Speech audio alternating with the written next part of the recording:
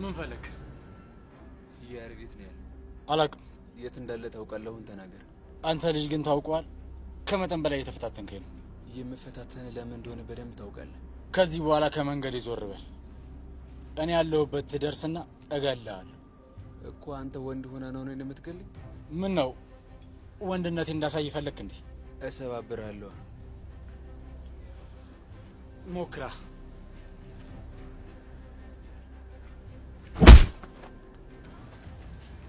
አስቲ ይሄ ነገር እንዲሆን የፈለኩት በምክንያት ነው።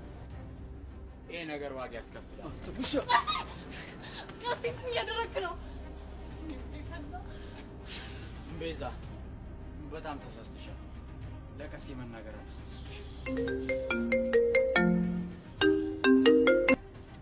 ሄሎ አቡሻ። ሄሎ መኮንን፣ ችግር ተፈጥሯል። የምን ችግር? ፖሊሶች መጥተው ነበር። የፍተሻ ፍቃድ ይዘው ያሬድ ነው ወሰዱት። ሽት! ምን አይነት ሰዎች ናቸው? አንዷ ሴት ናት። ኢንስፔክተር አልማዝ ትባላለች። በልሽ አሁን ስልኩን ዝጋው።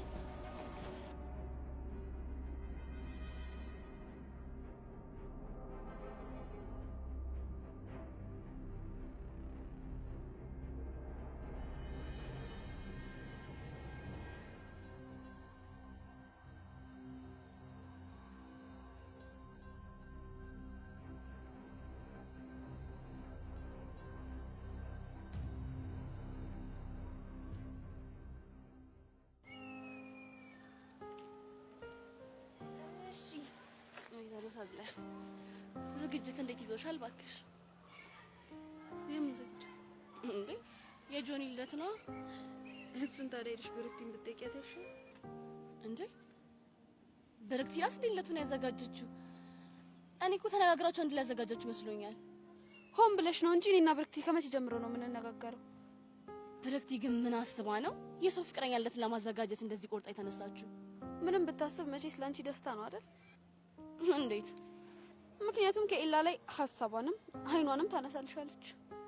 እውነቱን ለመናገር አዎ፣ አንቺን ፍቅረኛ ሌላ ሰው ሲቀርበው የሚሰማኝን ንዴት እንድታዩ ይፈልጋለሁ። ነግበኔ የሚባል ነገር አለ። ጆኒ መቼም አትወደውም።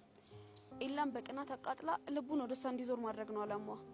ጆኒ ላይ እየተጠቀመችበት ስላለ ብቻ ነው ያናደደች። ኤላ እንደማይፈልጋት ደጋግሞ ነግሯታል። ስለዚህ እኔ ምንም የሚያሳስበኝ ነገር የለም። ምናልባት ሊሆን ይችላል። ኤላ ይመጣል እንዴ? እሷ ስትጠይቀው እምቢ ብሏት ነበረ። እኔ ስጠይቀው ግን እሺ አለኝ። እንዴት ይሻለሽ? ያው